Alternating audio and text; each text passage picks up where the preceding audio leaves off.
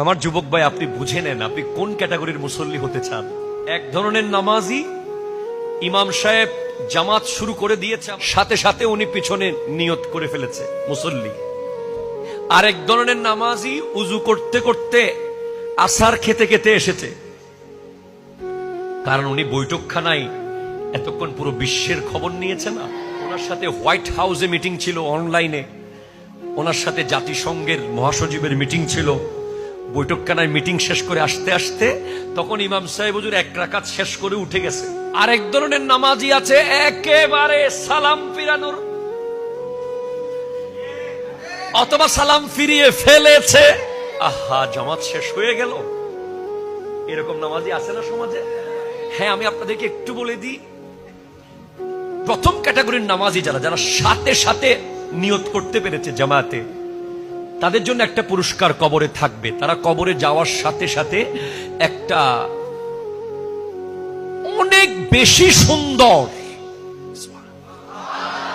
যে সুন্দরের বর্ণনা দেওয়ার মতো ভাষা আমার নাই, যেই সুন্দরীর দুটা চোখ দেখলে আপনি এক দেখাতে ৫,০০০ বছর কেটে যাবে,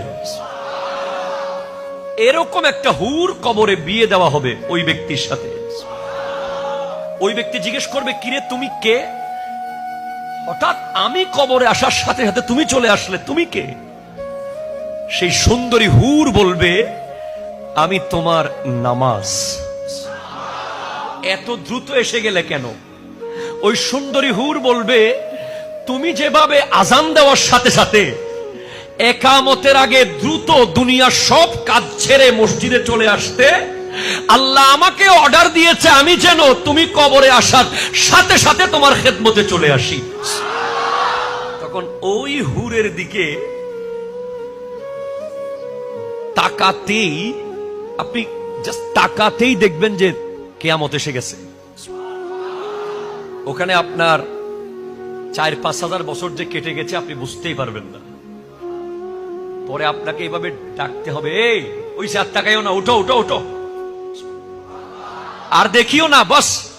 কেন ভাই, এই মাত্র দেখা শুরু করলাম, এত তাড়াতাড়ি ডাকেন কেন? আরে না, ৫,০০০ বছর হয়ে গেছে তুমি তার দিকে তাকাই আসো।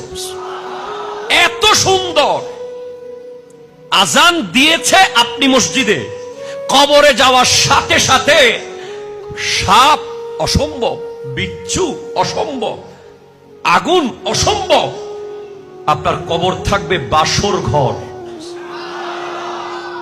সেখানে থাকবে ওই দুলহান যার কথা বলছি, সে এসে যাবে, সে আপনার নামাজ।